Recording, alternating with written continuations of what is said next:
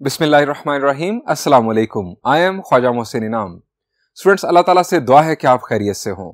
हम सॉल्व करें एक्सरसाइज 2.2। देखते हैं इसका प्रॉब्लम नंबर 3। स्टूडेंट्स, यहां पर लिखा है A transpose determinant is equal to A determinant.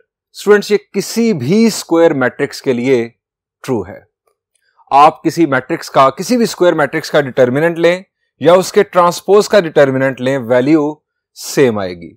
Students, हमें यहां पर ये ऑर्डर 3 के स्क्वायर मैट्रिक्स के लिए प्रूव करने को या वेरीफाई करने को कहा गया है।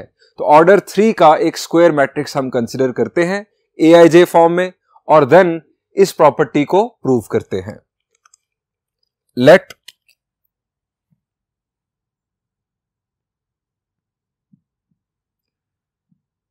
ए is equal to,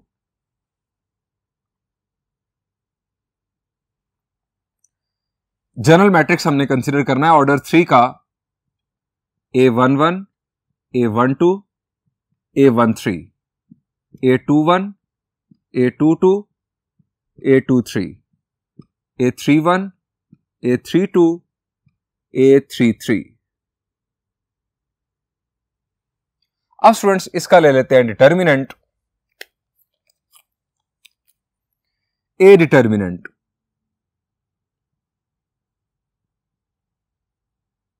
as it is लिख देंगे A11, A12, A13, A21, A22, A23, A31, A32, A33। अब ये डिटर्मिनेंट एक्सपैंड कर लेते हैं। आप किसी भी रो किसी भी कॉलम से एक्सपैंड कर सकते हैं, आप जानते हैं। Expanding bye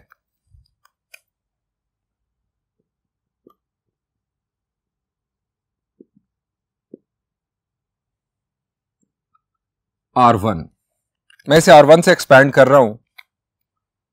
A determinant is equal to A11।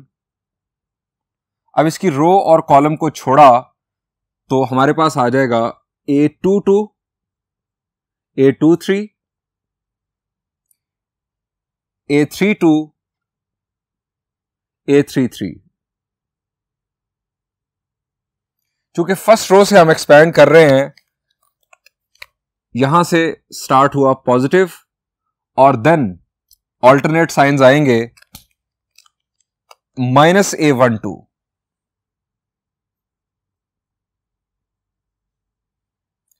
-A12, ये रो छोड़ी, ये कॉलम छोड़ा, A21, A23,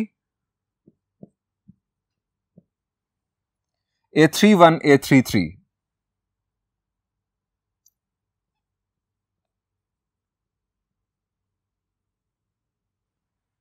इसके बाद students A13, positive, negative, again positive.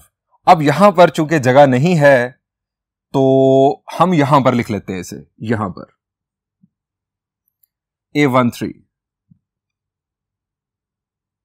अब इसकी रो और कॉलम छोड़ा, A21, A22, A31, A32।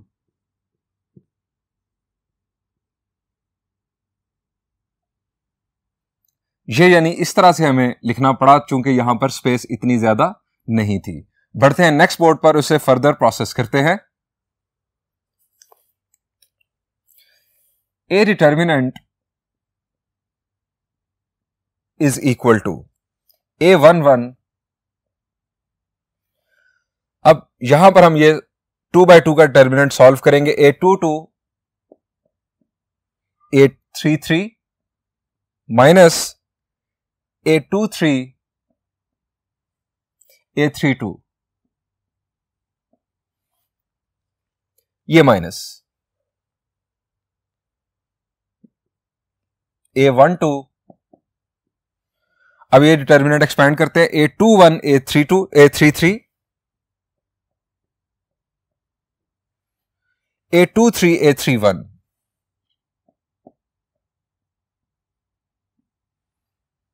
Plus A13, A21, A32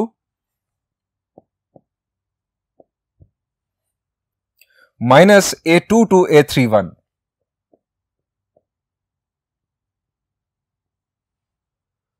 A determinant is equal to, further simplify कर लेते हैं, ये मल्टीप्लीकेशन होगी A11 A22 A33, अब A11 इधर मल्टीप्लाई हुआ minus A11 A23 A32 minus A12 A21 A33 minus minus plus A12 A23 A31 plus A13 A21 A32 plus minus minus A13 A22 A31। ये students हमारे पास ए determinant simplify होकर आ चुका है। इससे आगे सिंप्लीफिकेशन नहीं हो सकती क्योंकि ये हमारे पास कोई नंबर्स नहीं है जिन्हें हम मल्टीप्लाई, ऐड, सब्ट्रैक्ट कर सकें। ये हमने एक जनरल मैट्रिक्स लिया था, सो हमें इसे यहां पर ही छोड़ना होगा। स्टूडेंट्स इस वैल्यू को नाम दे दें 1 का, इसे 1 का नाम दे दें। अब स्टूडेंट्स ए का हमें ट्रांसपोज चाहिए, फिर उसका हमने डिटर्मिनेंट लेना है। ए ट्रांसपोज डिटर्मिनेंट, अब ए ट्रांसपोज ले लेते हैं। नाउ ए ट्रांसपोज, ए का ट्रांसपोज क्या होगा, हम रोज को कॉलम्स बना देंगे। A11 A12 A13 A21 A22 A23 A31 A32 A33। अब स्टूडेंट्स इसका डिटर्मिनेंट मालूम करते हैं। ए ट्रांसपोज डिटर्मिनेंट, अब सिर्फ चेंज क्या आएगा, आप ये डिटर्मिनेंट ब्रैकेट्स के अंदर एज इट इज इसको कॉपी कर देंगे। A11 A21 A31 A12 A22 A32 A13 A23 A33। अब इस डिटर्मिनेंट को एक्सपैंड कर लेते हैं, किसी भी रो किसी भी कॉलम से हम एक्सपैंड करेंगे, हमारे पास यही रिजल्ट आएगा। करते हैं नेक्स्ट बोर्ड पर। Expanding bye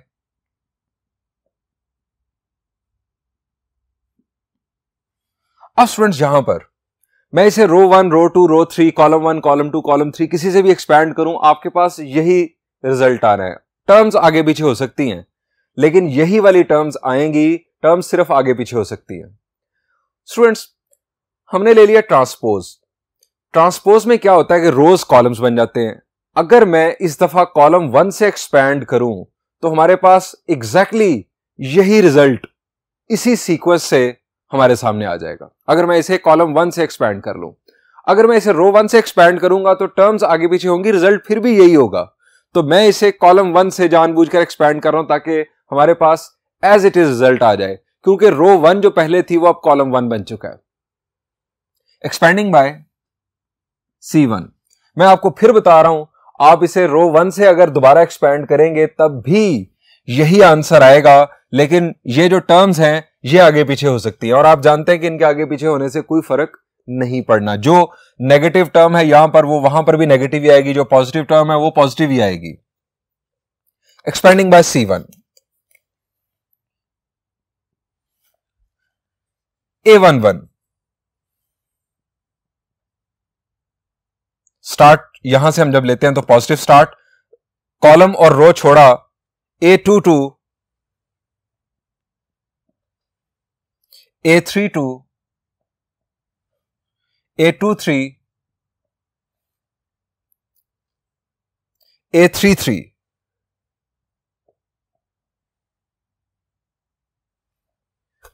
minus A12 start positive then negative, row और कॉलम छोड़ा, A21 A31 A23 A33 plus A13, रो और कॉलम छोड़ा, A21 A31, A22, A32.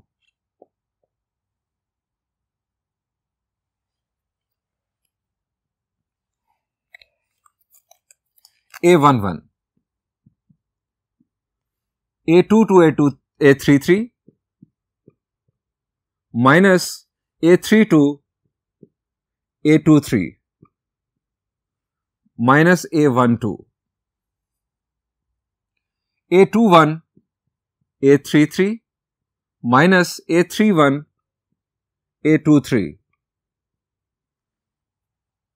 plus A13, A21, A32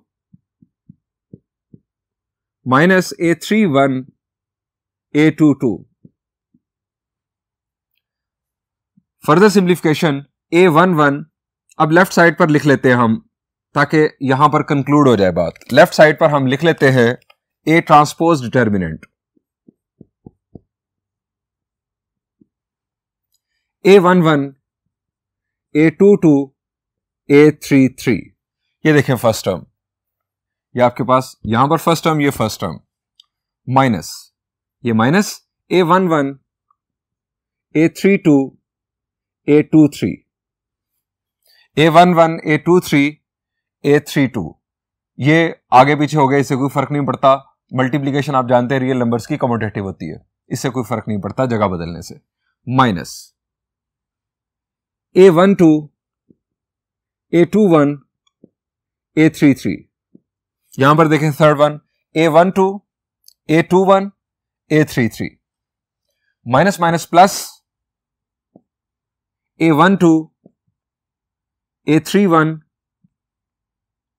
A23,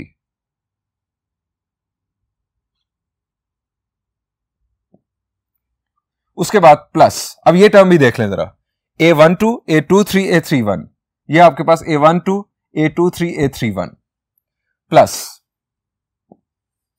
A13, A21, A32 plus minus minus A13, A31, A22। ये students exactly वही result आपके सामने आ चुका जो कि हमें ए डिटर्मिनेंट के तौर पर हासिल हुआ था। ये रिजल्ट ए ट्रांसपोज डिटर्मिनेंट और ये रिजल्ट ए डिटर्मिनेंट, अगर आप देखें तो ये एग्जैक्टली वही है जो कि हमें रिक्वायर्ड था। मैंने आपको शुरू में बता दिया था कि determinant of A is always a transpose determinant, हमेशा ये बराबर होता है किसी भी स्क्वायर मैट्रिक्स के लिए। यहां हमें ऑर्डर 3 के लिए प्रूव करने के लिए कहा गया था और हम ये साबित कर चुके। अब इसे जस्ट कंक्लूड करना बाकी है, नेक्स्ट बोर्ड पर इसे कंक्लूड करते हैं। By 1 and 2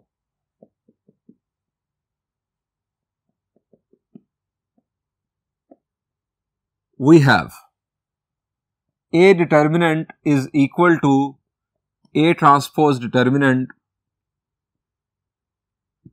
proved। बढ़ते हैं नेक्स्ट प्रॉब्लम की जानिब, लेकिन ये होगा फर्स्ट बोर्ड पर। Students, this is problem number 2। Problem number 2 का स्टेटमेंट है without evaluating state the reason for the following equalities. हमें हर प्रॉब्लम के अंदर एक इक्वालिटी दिखाई दे रही है। लेफ्ट साइड पर डिटर्मिनेंट, राइट साइड पर वैल्यू भी हो सकती है, कोई नंबर हो सकता है, या दोनों तरफ आपको डिटर्मिनेंट दिखाई दे सकते हैं। हमें विदाउट इवेल्युएटिंग रीजन बताना है इक्वालिटी का। अब स्टूडेंट्स, ये डिटर्मिनेंट इक्वल टू 0 है। डिटर्मिनेंट इक्वल टू 0 दो ही सूरतों में हो सकता है। पहली सूरत यह है कि कोई सी दो रोज या कोई से दो कॉलम्स बिल्कुल एक जैसे हों, या दूसरी सूरत यह है कि पूरी रो 0 हो या पूरा कॉलम 0 हो, कोई एक रो 0 हो या एक कॉलम 0 हो। अब यहां पर आप देखें तो कॉलम 3 जो है वो 0 है। अब अगर एक कॉलम 0 है तो इसका डिटर्मिनेंट 0 आएगा। ये हमने डिटर्मिनेंट प्रॉपर्टीज में पढ़ा। हम इसका रीजन लिखते हैं as C3 is 0, so determinant will be 0। ये हमने रीजन लिख दिया इस इक्वालिटी का। सेकंड पार्ट, अब यहां पर कोई भी रो कोई भी कॉलम 0 नहीं है। अब यहां पर गौर करें, क्या कोई सी दो रोज या कोई से दो कॉलम्स सेम है? गौर करें, कोई भी दो रोज या कोई भी दो कॉलम सेम नहीं है। अब हम ये देखते हैं कि क्या हम सेम बना सकते हैं। अगर ये सेम बना लिए हमने तो वो बुनियादी तौर पर वाज़ेह हो जाएगा रीजन कि इस वजह से डिटर्मिनेंट 0 है। अब स्टूडेंट्स गौर करें, क्या किसी रो में से कुछ कॉमन निकल रहा है? शाबाश, फर्स्ट रो, सेकंड रो में से अगर हम कॉमन लें 4 कॉमन निकल सकता है, लेकिन यहां पर फिर -2 आ जाएगा, यहां 1 और यहां पर -3। लेकिन अगर हम -4 कॉमन लें तो यहां पर आएगा 2, यहां पर आएगा -1 और यहां पर आ जाएगा 3। R2 और R3 बिल्कुल सेम हो जाएंगी, जिनकी बुनियाद पर हम कहेंगे कि डिटर्मिनेंट 0 है। हम यहां लिखते हैं टेकिंग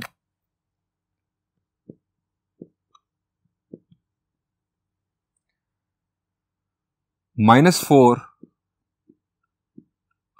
कॉमन फ्रॉम R2 में से मैं कॉमन ले रहा हूं -4,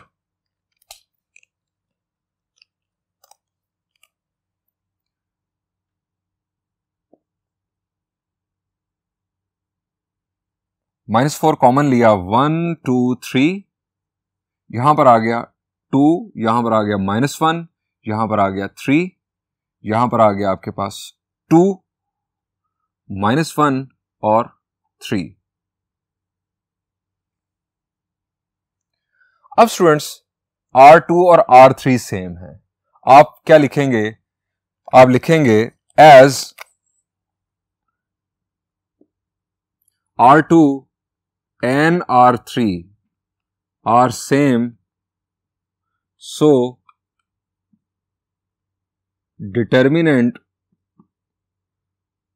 will be 0। ये डिटर्मिनेंट 0 इंटू -4 0 आ जाएगा, यानी ये रीजन हमें मिल गया डिटर्मिनेंट के 0 होने का। बढ़ते हैं नेक्स्ट प्रॉब्लम पर। Students this is third part. अब थर्ड पार्ट में आप देखें दोनों तरफ हमें डिटर्मिनेंट दिखाई दे रहे हैं। अब ये डिटर्मिनेंट्स दोनों कैसे सेम हैं?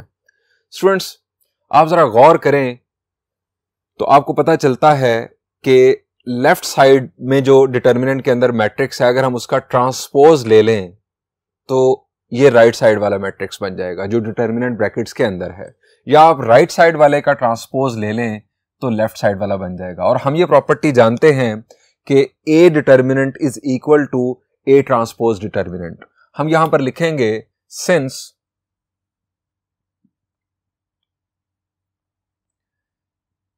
A determinant is equal to A transpose determinant, so this equality holds for this reason।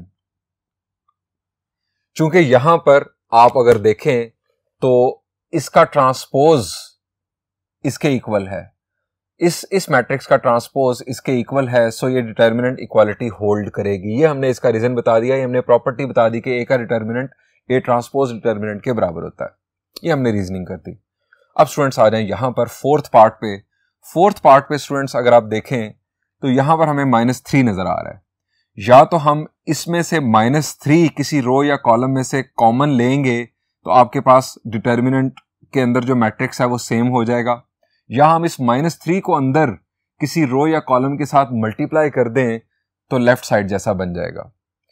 दोनों काम हम कर सकते हैं। अगर आप लेफ्ट साइड को फॉलो करें तो यहां से -3 जो है, मैं C3 में से -3 कॉमन लूं तो आपके पास यहां पर आ जाएगा 1, यहां पर आ जाएगा 2, 1 2, बाकी सारे कॉलम्स बिल्कुल एक जैसे हैं।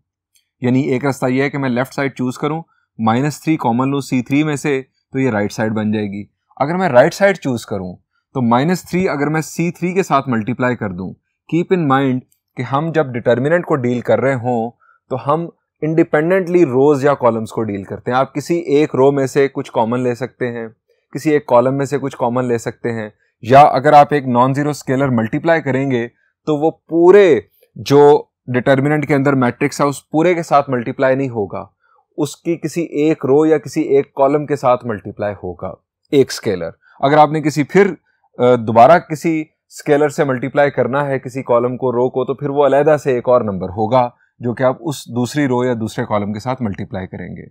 मैं यहां पर चूज कर रहा हूं right hand side. Right hand side हमारे पास -3 3 2 0 1 1 1 2 4 2। अब -3 मैं C3 के साथ मल्टीप्लाई कर रहा हूं, 3 1 2 2 1 4 0 -3 और -6 is equal to left hand side. ये राइट हैंड साइड को हमने चूज किया, इक्वल टू हमारे पास लेफ्ट हैंड साइड आ चुका। बढ़ते हैं इसी तरह के एक और प्रॉब्लम की जानिब। Students, this is 5th part. अब आप यहां पर देखें, रो 1 सेम, जो यहां पर रो 2 है वो यहां पर रो 3 है, और जो यहां पर रो 3 है वो वहां पर रो 2 है। यहां पर माइनस साइन दिखाई दे रहा है। इसका मतलब है कि आप इंटरचेंज करेंगे जब रोज को तो माइनस साइन बाहर आ जाएगा। आप जानते हैं कि डिटर्मिनेंट में जब हम दो रोज या दो कॉलम्स को आपस में इंटरचेंज करते हैं तो एक माइनस साइन आ जाता है। यही चीज यहां पर यूज हो रही है। आप लेफ्ट साइड चूज कर लें,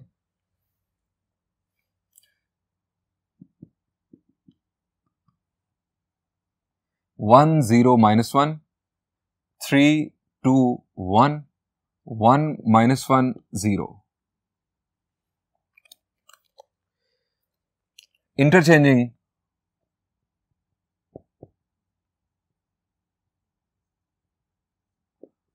R2 and R3। R2 और R3 को हम चेंज करेंगे तो माइनस साइन बाहर आएगा, माइनस साइन बाहर आ गया। First row as it is 1 0 -1 1 -1 0 3 2 1 is equal to right hand side. इतनी सी बात थी सिर्फ। बढ़ते हैं इसी टाइप के एक और पार्ट की जानिब। Students, this is 6th part. अब यहां पर रो 1 बिल्कुल एक जैसी है दोनों तरफ, रो 3 भी बिल्कुल एक जैसी, रो 2 में चेंज है। अब स्टूडेंट्स, रो 2 में चेंज है तो हमें गौर करना है कि ये रो 2 या ये रो 2 कैसे बन सकती है। यानी आप इस पर गौर करके आप इस जैसी रो 2 बना लें, इधर राइट साइड को चूज करके आप रो 2 यहां पर 3 1 2 बना लें, या लेफ्ट साइड को चूज करके आप रो 2 5 5 6 बना लें। अब स्टूडेंट्स, अगर आप गौर करें तो अगर रो 3 को 2 से मल्टीप्लाई करके हम रो 2 में से सब्ट्रैक्ट कर दें, 2 1s are 2 5 - 2 यहां पर 3 आ जाएगा, 2 2s are 4 5 - 4 यहां पर 1 आ जाएगा, और 2 2s are 4 6 - 4 यहां पर 2 आ जाएगा। यानी हमारा जो ऑपरेशन है वो बनता है रो 2 - 2R3। मैं लिखता हूं, मैं चूज करता हूं right hand side,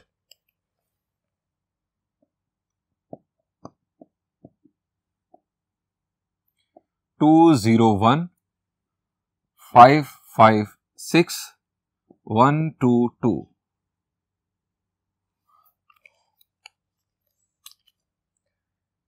bye R2 - 2R3। R3 को, रो 3 को 2 से मल्टीप्लाई करके R2 में से सब्ट्रैक्ट करने जा रहा हूं मैं। ये मैंने एक्शन लिख दिया अपना। 2 0 1।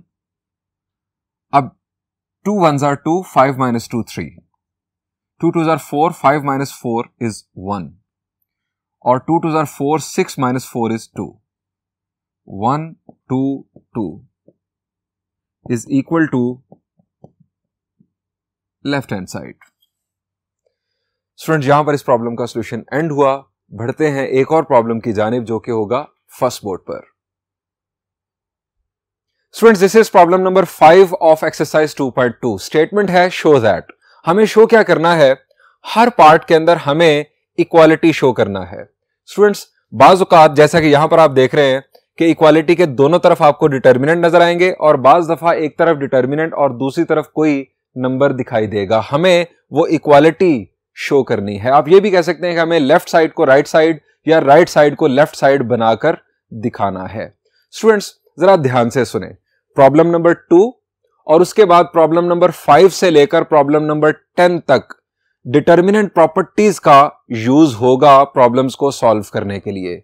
जो आपकी टूल किट है उसके अंदर डिटर्मिनेंट प्रॉपर्टीज आपको अच्छी तरह से उनकी समझ होनी चाहिए। मैं आपको रिकॉल करवा देता हूं। स्टूडेंट्स नंबर 1 आप नोट भी कर सकते हैं अभी भी, वैसे तो पहले भी डिस्कस हो चुके हैं लेकिन आप अभी भी नोट कर सकते हैं। नंबर 1 स्टूडेंट्स, किसी भी मैट्रिक्स का डिटर्मिनेंट उसके ट्रांसपोज के डिटर्मिनेंट के बराबर होता है। जैसा कि यहां पर आप देख रहे हैं, ये एक मैट्रिक्स, इसका डिटर्मिनेंट, अब आप यहां पर देखें इस मैट्रिक्स का ट्रांसपोज हो चुका है, रोज कॉलम्स बन चुकी हैं, फर्स्ट रो फर्स्ट कॉलम बन चुका है, सेकंड रो सेकंड कॉलम और थर्ड रो थर्ड कॉलम बन चुका है। ट्रांसपोज का डिटर्मिनेंट मैट्रिक्स के डिटर्मिनेंट के बराबर होता है। यह एक प्रॉपर्टी है जिसका यूज यहां पर हो रहा है। फिर स्टूडेंट्स नंबर 2, आप किसी डिटर्मिनेंट के अंदर कोई सी दो रोज को आपस में इंटरचेंज कर सकते हैं, उनकी आपस में जगह बदल सकते हैं, लेकिन जब आप ये करेंगे तो एक माइनस साइन डिटर्मिनेंट के बाहर प्लेस होगा, यानी एक इंटरचेंज के लिए एक माइनस साइन बाहर चला जाएगा। फिर आप दोबारा अगर कोई सी दो रोज को बदलते हैं तो एक और माइनस साइन बाहर चला जाएगा। इसी तरह से आप कोई से दो कॉलम्स को भी आपस में इंटरचेंज कर सकते हैं, लेकिन इस सूरत में भी एक माइनस साइन बाहर चला जाएगा। नंबर 3, आप किसी एक रो के अंदर एक या एक से ज्यादा रोज ऐड या सब्ट्रैक्ट कर सकते हैं, यानी अगर ये फर्स्ट रो है तो मैं इस फर्स्ट रो के अंदर दूसरी रो या दोनों रोज R2 और R3 ये ऐड या सब्ट्रैक्ट कर सकता हूं। R2 के अंदर मैं R1 या R3 ऐड या सब्ट्रैक्ट कर सकता हूं।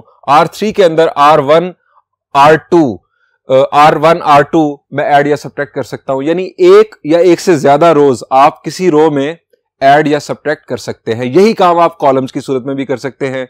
किसी एक कॉलम को रेफरेंस बनाकर आप उसमें कोई दूसरा कॉलम या रिमेनिंग जितने भी आप कॉलम्स ऐड या सब्ट्रैक्ट करना चाहें आप ये काम कर सकते हैं।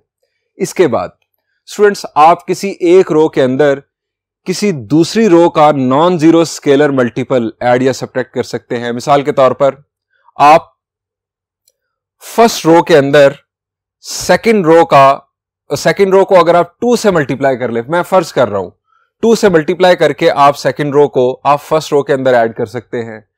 आप 3 से मल्टीप्लाई करके थर्ड रो को सेकंड रो में ऐड या सब्ट्रैक्ट कर सकते हैं। यही काम आप कॉलम्स की सूरत में भी कर सकते हैं। आप किसी एक कॉलम में किसी दूसरे कॉलम का non zero scalar multiple add या सब्ट्रैक्ट कर सकते हैं। एक और टूल आपको बता देता हूं स्टूडेंट्स, आप किसी एक रो से कॉमन ले सकते हैं, किसी रो से आप कॉमन ले सकते हैं। यानी ये मैट्रिसेस वाला मामला नहीं। मैट्रिक्स में क्या होता है कि आप पूरे मैट्रिक्स का एक कॉमन लेते हैं, यहां पर ऐसा नहीं। डिटर्मिनेंट जब आप ले चुके हो, इस तरह से डिटर्मिनेंट जब आपके सामने मौजूद हो तो हर रो का अलहदा से कॉमन लिया जा सकता है, हर कॉलम का अलहदा से कॉमन लिया जाता है। इसके बाद आप किसी रो या किसी कॉलम को किसी नंबर से मल्टीप्लाई कर सकते हैं, लेकिन उसके लिए आपको उसका जो क्या उसे कहेंगे उसकी तलाफी करनी होगी, बाहर आपको डिवाइड लिखना होगा। जैसे मिसाल के तौर पर मैं अगर रो 1 को a से मल्टीप्लाई करता हूं तो यहां पर आपको लिखना पड़ेगा 1/a। डिटर्मिनेंट के बाहर 1/a लिखकर आप a से मल्टीप्लाई कर देंगे अंदर a² ab/ac, यानी किसी एक रो को आप इस तरह से किसी एक नंबर से मल्टीप्लाई कर सकते हैं। किसी कॉलम को भी इसी तरह से मल्टीप्लाई किया जा सकता है, लेकिन तलाफी आपको बाहर करनी होगी, यानी बाहर उसे डिवाइड करना होगा। स्टूडेंट्स, ये डिफरेंट टूल्स हैं जो कि हम यूज करेंगे इन प्रॉब्लम्स के अंदर। अब इस फर्स्ट प्रॉब्लम को, जैसा कि मैं आपके साथ पहले बात कर चुका हूं कि किसी मैट्रिक्स का डिटर्मिनेंट उसके ट्रांसपोज के डिटर्मिनेंट के बराबर होता है। अब यहां पर ये इक्वालिटी इस प्रॉपर्टी की बुनियाद पर वाज़ेह है, लेकिन हमें जस्ट इसकी जस्टिफिकेशन देकर इसको कंक्लूड करना है। हम यहां पर लिखेंगे left hand side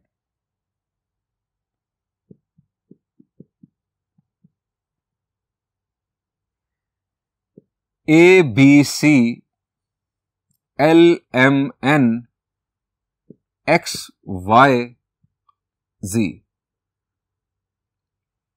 since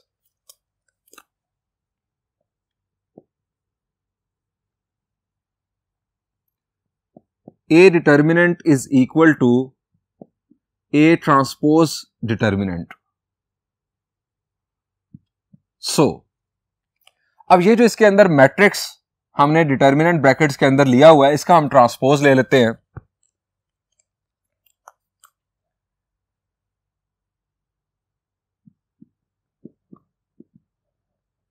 taking transpose of matrix enclosed in determinant brackets। यहां पर इसका ट्रांसपोज हम लेंगे तो A B C L M N X Y Z. ये स्टूडेंट्स हमने इसका ट्रांसपोज ले लिया इस मैट्रिक्स का। अब ये एग्जैक्टली राइट साइड आपके पास बन चुकी है, is equal to right hand side proved. बढ़ते हैं सेकंड पार्ट की जानिब। स्टूडेंट सेकंड पार्ट में जरा गौर करें, लेफ्ट साइड और राइट साइड दोनों तरफ डिटर्मिनेंट आपको नजर आ रहे हैं। हमने लेफ्ट को राइट या राइट को लेफ्ट बनाकर दिखाना है। स्टूडेंट्स यहां पर देखें, आपके पास फर्स्ट रो सेम है, थर्ड रो सेम है। अब सेकंड रो में यहां पर क्या है, 1 माइनस 3a, यहां पर है 2 माइनस 3b, यहां पर है 3 माइनस 3c। 1, 2 और 3 ये तो पहले भी मौजूद थे। अब सब्ट्रैक्ट क्या हो रहा है, 3a, 3b, 3c। अब a, b, c बुनियादी तौर पर फर्स्ट रो के अंदर हैं। तो यहां पर क्या हो रहा है, मैंने आपको जो डिटर्मिनेंट प्रॉपर्टी बताई कि आप किसी एक रो के अंदर किसी दूसरी रो का non zero scalar multiple add या सब्ट्रैक्ट कर सकते हैं। तो स्टूडेंट यहां पर क्या हो रहा है, यहां पर हो ये रहा है कि जो फर्स्ट रो है उसको अगर आप 3 से मल्टीप्लाई करके, यहां पर अगर आप देखें, अगर फर्स्ट रो को 3 से मल्टीप्लाई करके आप सेकेंड रो में से सब्ट्रैक्ट कर दें तो आपके पास सेकेंड रो इस तरह की बन जाएगी। दोबारा सुन लें, फर्स्ट रो को 3 से मल्टीप्लाई करके आप सेकंड रो में से सब्ट्रैक्ट कर दें तो आपके पास ये चीज बन जाएगी। क्योंकि आपकी फर्स्ट और थर्ड रो में कोई चेंज नहीं है, सेकंड रो के अंदर सिर्फ चेंज है, और चेंज हमने अंडरस्टैंड कर लिया कि 1, 2, 3 एज इट इज है। अब 3a, 3b, 3c, इससे पता चला कि आप इसको 3 से मल्टीप्लाई करके इसमें से सब्ट्रैक्ट कर दें। तो मैं यहां पर लिख रहा हूं right hand side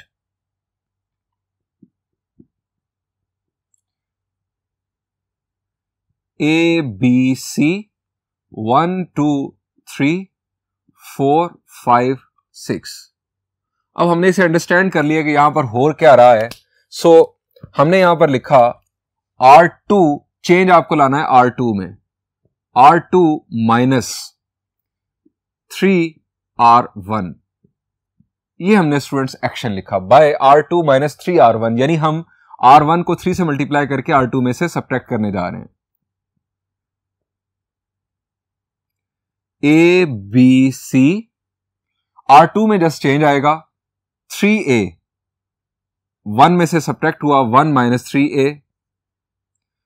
2 minus 3B, 3 minus 3C, 4, 5, 6। अब ये स्टूडेंट्स हमारी लेफ्ट हैंड साइड आ चुकी, is equal to left hand side proved. इतनी सी बात थी।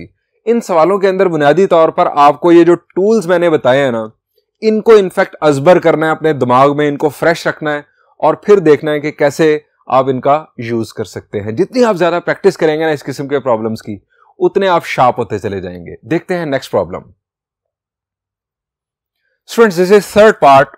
अब यहां पर इस डिटर्मिनेंट को इक्वल टू 0 हमें साबित करना है। स्टूडेंट्स इन प्रॉब्लम्स के अंदर जो मैंने आपको पहले भी आपके साथ डिस्कस किए या ये डिस्कस करने जा रहा हूं, आपको ये नहीं करना कि आप एक्सपैंड करने बैठ जाएं। एक्सपेंशन करना ये एक लेंथी प्रोसेस है, आपने एक्सपैंड नहीं करना, आपने यहां पर डिटर्मिनेंट प्रॉपर्टीज को यूज करते हुए ये इक्वालिटी साबित करने की कोशिश करनी है।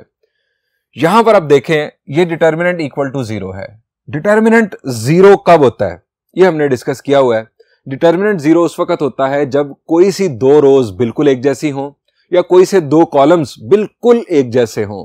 तो उस सूरत में डिटर्मिनेंट 0 होता है, या पूरी की पूरी रो जो है वो 0 हो, या पूरे का पूरा कॉलम 0 हो, तो उस सूरत में डिटर्मिनेंट 0 होता है। अब यहां पर अभी अगर हमने इस डिटर्मिनेंट को इक्वल टू 0 साबित करना है, तो या तो हमें कोई सी दो रोज या कोई से दो कॉलम्स को बिल्कुल सेम बनाना होगा, या फिर किसी एक रो को या किसी एक कॉलम को टोटल 0 बनाना होगा। ये हमारे पास ऑप्शंस हैं। लेफ्ट साइड चूज करते हैं और देखते हैं कि हम यहां पर क्या कर सकते हैं। 1 1 1 A B C, B plus C, C plus A plus B.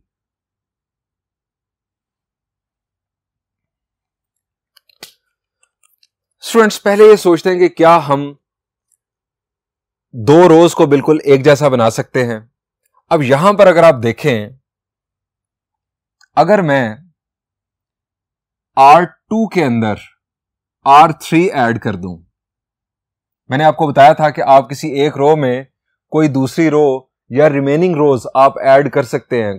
दो रोज आप किसी एक रो में ऐड कर दें, 3 रोज एक रो में ऐड कर दें, एक रो किसी दूसरी रो में ऐड करते हैं, ये आपकी मर्जी है। सब्ट्रैक्ट भी कर सकते हैं।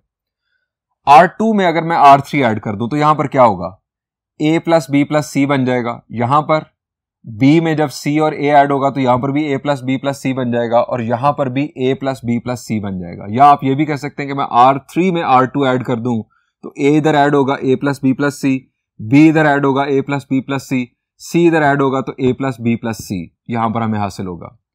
अब जब तीनों जगहों पर A प्लस बी प्लस सी होगा R3 के अंदर या R2 के अंदर, तो हम A plus B plus C common लेंगे उस रो से, तो हमें वहां पर 1 1 1 मिल जाएगा। पहले R1 सारी 1 पर मुश्तमिल है, तो R2 या R3 भी 1 पर मुश्तमिल हो जाएगी।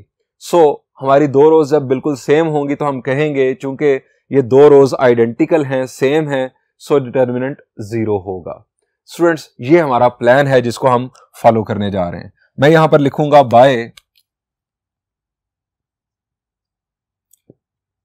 R3 plus R2। मैं R3 में R2 ऐड कर रहा हूं।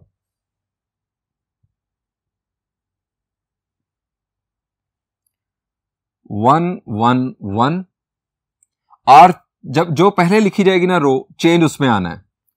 रो 2 एज इट इज लिख ले।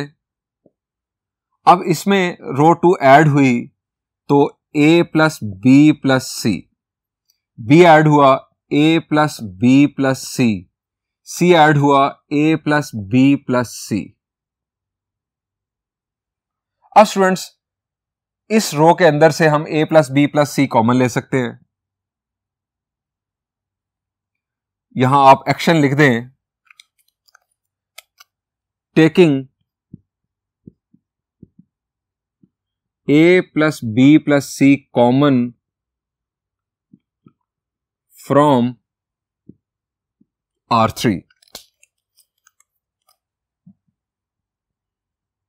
A plus B plus C यहां ब्रैकेट लगाएं।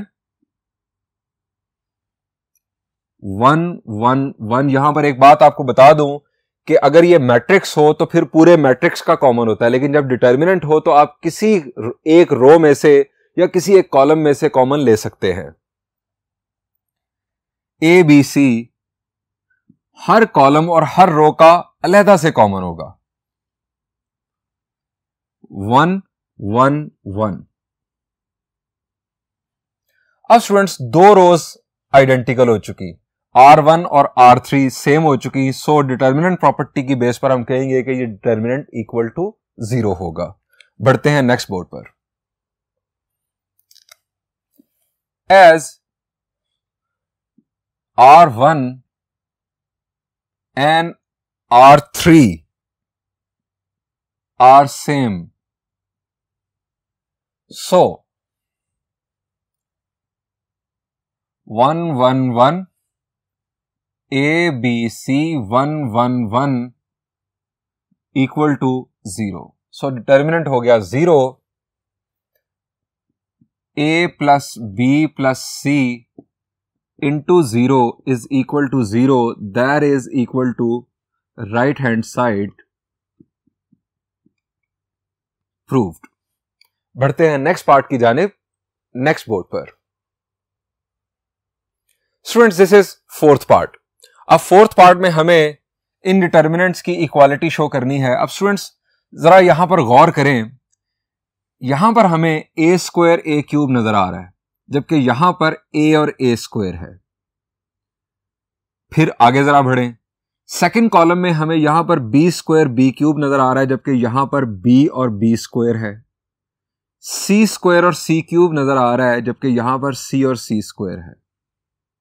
इससे ये आइडिया हो रहा है, इससे ये बात आप पिक कर सकते हैं कि अगर आप ये लेफ्ट साइड वाले डिटर्मिनेंट में कॉलम 1 को ए से मल्टीप्लाई कर दें, कॉलम 1 को जब आप ए से मल्टीप्लाई करेंगे तो यहां पर ए बी सी बन जाएगा, यहां ए स्क्वायर, यहां A cube, A square A cube, A B C ऊपर।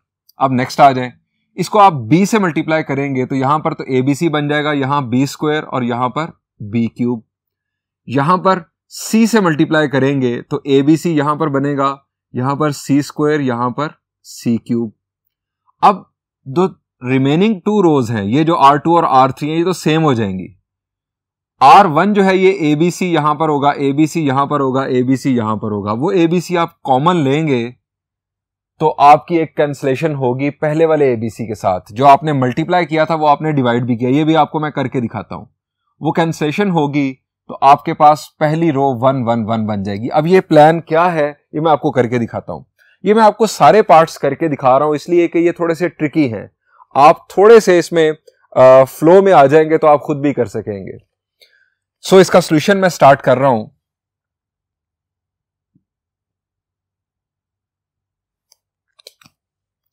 मैं चूज कर रहा हूं left hand side.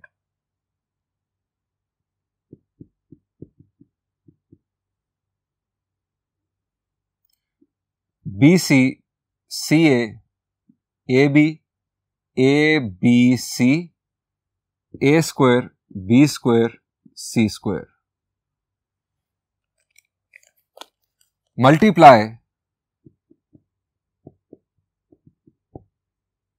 C1 by A, C2 by B, C3 by C।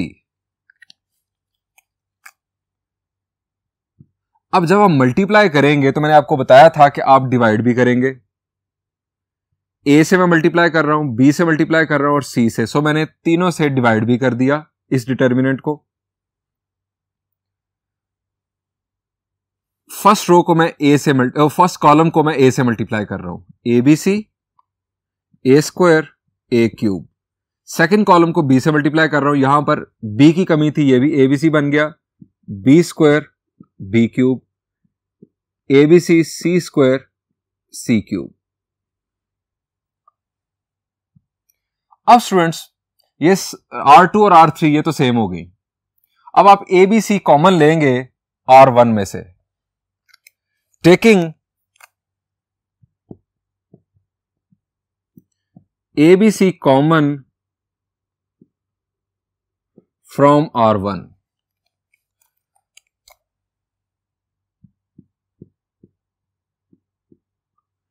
ABC मैंने R1 से कॉमन लिया। यहां पर आपको फिर बता दूं, डिटर्मिनेंट की सूरत में मैट्रिक्स की सूरत में पूरे मैट्रिक्स का कॉमन होता है, लेकिन डिटर्मिनेंट की सूरत में आप किसी एक रो या किसी एक कॉलम से कॉमन ले सकते हैं। 1 1 1 A square B square C square A cube B cube C cube.